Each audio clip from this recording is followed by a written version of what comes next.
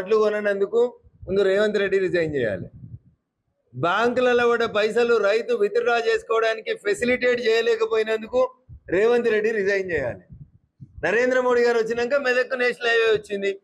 నరేంద్ర మోడీ గారు వచ్చినాక మెదక్ రైలు వచ్చింది. నరేంద్ర మోడీ గారు వచ్చిన తర్వాత మెదక్ రింగ్ రోడ్ శాంక్షన్ చేసినాం. నరేంద్ర మోడీ గారు వచ్చిన తర్వాత నర్సాపూర్ 4 లైన్ రోడ్ అయింది. నరేంద్ర మోడీ గారు వచ్చిన తర్వాత మెదక్ జిల్లా ములుగు లోపల హార్టికల్చర్ యూనివర్సిటీ వచ్చింది. నరేంద్ర మోడీ గారు వచ్చిన తర్వాత కాజీపేటలో కోచ్ ఫ్యాక్టరీ వచ్చింది. నరేంద్ర మోడీ గారు వచ్చిన తర్వాత 42 రైల్వే స్టేషన్లని అమృత్ రైల్వే స్టేషన్లుగా డెవలప్ చేసినాం. నరేంద్ర మోడీ గారు వచ్చినాక 1000 కోట్ల ముందు చూపున్నోళ్ళమంటే పాత ఓఆర్ఆర్ పక్కన రైలు కట్టలేదు, కష్టమైందని చెప్పి ఇప్పుడు వచ్చే RRR కి లోపల్ సైడ్ కి రీజనల్ రైల్ని కూడా ప్రతిపాదిస్తున్నారు బీజేపీ ఎంపీలు. ఇక అందుకు రిజైన్ చేయాలా మేము? మీరేం చేసిర్రు?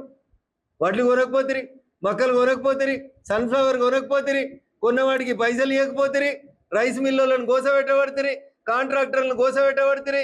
మన ఊరు మనబడి పైసలు లేవాయే, సర్పంచ్ల పైసలు లేవాయే, రిటైర్డ్ అయిన ఎంప్లాయీలకు స్కూటీ లేదాయే, డీజిల్ లేదాయే, కేసీఆర్ ఇంట్లోకి వెళ్ళి 1 కోటి రూపాయలు 1,00,000 కోట్లు వసూలు చేస్తాను దిక్కు లేకపోయే, నిరుద్యోగులకు నిరుద్యోగ వృత్తి 4,000 లేకపోయే. ఏం చేసిరని మేము రిజైన్ చేయాలి? రేవంత్ రెడ్డి, మేము రెడీగా ఉన్నాం 8 మంది ఎంపీలకు రాజీనామా చేయడానికి. నువ్వు నీ కాంగ్రెస్ ప్రభుత్వాన్ని డిజాల్వ్ చేసి మాతో పాటు ఎన్నికలకు రా. ఎవరు ఎన్నికలు ఇస్తారో అప్పుడు చూసుకుందాం. నువ్వు నీ ముఖ్యమంత్రి పదవి, నీ శాసనసభను రద్దు చేయి. మేము 8 మంది ఎంపీలను రిజైన్ చేసి నీతో పాటు ఎన్నికలకు వస్తాం. చూద్దాం ఎవరు గెలుస్తారో. చేతనైతే మా సవాళ్ళను స్వీకరించుండ్రి.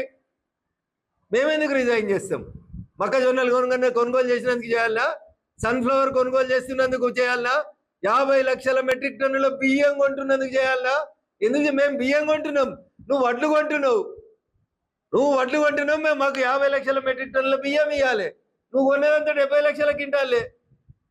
ఇది క్రష్ చేస్తే ఎన్ని వస్తాయి? బియ్యం ఎన్ని వస్తాయి? 50 వస్తాయి. మరి మేము అంతే కొంటామన్నాం.